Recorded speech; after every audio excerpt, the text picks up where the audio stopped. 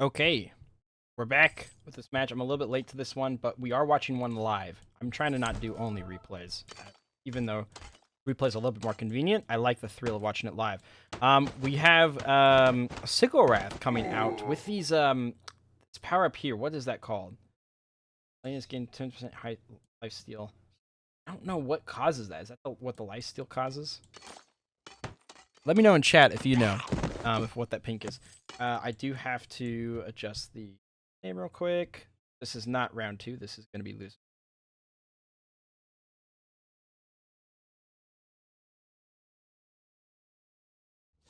Let's see. Losers round 1. Okay.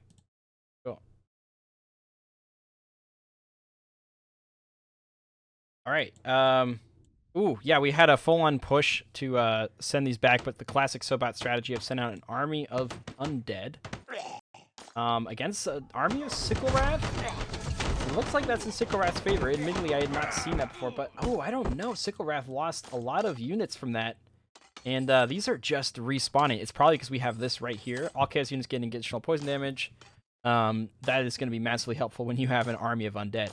Again, we have this problem, though, that we saw recently with Sobat strategy, and that's that when these units die, it's really hard for Sobat to bounce back from that, because that's all like a whole game's worth of collecting army units that are going to be gone. And in the late game, it's really tough to send all of one unit because you want to be buying multiple things at the same time. So it might be a good idea for Sobat to buy Eclipsers and Juggernauts in the late game so that they don't conflict each other in terms of buying. But that's simply hard to do with how much mana that costs and just money. A lot of money. Got one of these, probably just testing the waters to see what the units are looking like, but we have another army of Sickle Wrath over here, and 11 more on the way, as well as our first hero that comes into play. That bodes pretty well, because I don't think it was necessarily super out of DeathMonkey's favor to have Eclipser lose that much. Ooh. Yeah, those Sickle Wrath are dying, but the undead are just dying a little bit faster. It's actually a close match, but it looks like the Sickle Wrath are pulling through, and that blood healing is going to do wonders, I think, for DeathMonkey. And these Archidons will be able to. Ooh, but we have a little bit of a protection here, which is actually super essential. That costed half the health of the statue. It's looking close to like it might be over. But this one Juggernaut does a lot, to be honest. We gotta get those miners back out and running right now. A haste mine would be super helpful for Sobat right now. Center control still goes to DeathMonkey. And I feel like center control is important for Sobat, who has the minion bind and is currently being upgraded. But it looks like Sobat was able to regain control. Maybe DeathMonkey knows that Sickle Wrath can't take out a Juggernaut, but I don't even know if that's true. Maybe it is, I'm not sure. Vampirism caused that. It's the lifesteal. Okay, cool. Just lifesteal. I didn't know if it was something that was exclusive to Sickle Wrath, but that's very neat. I feel like that's a new thing, right? They didn't used to visualize that. Am I wrong? I don't know. Maybe I'm not. Maybe it looks different. I don't know. But a huge economy over here from DeathMonkey, who is spending it on 20 Sickle Wrath. They are committed to this strat, that is for sure. And I think really Sobat's going to have to adjust their playstyle. I mean, they already have. They're not doing the army of undead anymore. They've now got Juggernauts into play as well as Eclipsers, but that's just an expensive army to keep up. That's the only worrisome thing. Sobat's doing well. Sobat's not falling super easily to these Sickle Wraths. This Juggernaut, when the dash really cuts into the time of rage also. But they were able to do it at the end of the day. These Eclipsers, though, theoretically, if Sobat had just had an army of these Eclipsers, these Sickle Wrath would literally be screwed, but I don't think he can quite make them quick enough. Oh, look at them scatter. This is wild. We're getting like frame rate issues. It's so oh, they're so low health too.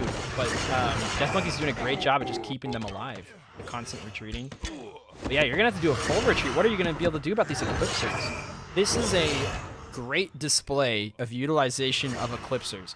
Because I know they're good units. It's just they're very situational, and this might have been the perfect deck to go against an Eclipse deck. just with how many Sickle Wrath there are. Quite impressive. But still super strong economy from DeathMonkey. And still strong from Sobat, but it looks like DeathMonkey's miner count is still a little bit higher. So many dead coming. And with this poison, these dead are actually going to be... well, these only attack the statue, so I guess it doesn't apply to them. Look at that, taking the battle straight to DeathMonkey's statue. Even though DeathMonkey got half the health. Ooh, and pulling out a perfectly timed arrow shield for DeathMonkey. That was super essential to keep all of those Sickle Wrath alive with 25 more on the way. Oh, that's impressive. Gotta love a bulk Sickle Wrath strat. I think that's one of my favorite things about this tournament, about both of the tournaments that have happened. I think in the meta we can get kind of caught up in just one strategy being the key. But this tournament really proves that wrong. We've seen a handful of different strategies that have worked pretty effectively. We have so many dead spawning over here. That must be the, oh yeah, it causes poisoned enemy units to respawn as deads. That's pretty crazy. Man, I'm so impressed with Sobat's utilization of all the undead stuff. And DeathMonkey's doing great too. But just taking too much damage. These Eclipsers are turning out to be key for this strategy, which I'm so entertained by. As a kid, when I was keeping an eye on the devlogs for Stick Empires, when I saw that they posted the first concept art of like Eclipsers and stuff, they became my favorite units. And then when I actually played Stick Empires, they weren't that good in Stick Empires. But I'm always they've got a place in my heart. Oh yeah, we got sending in those Juggernauts to attack the statue, but oh man, Sobat's doing a great job at retreating to let that rage get out. Very smart.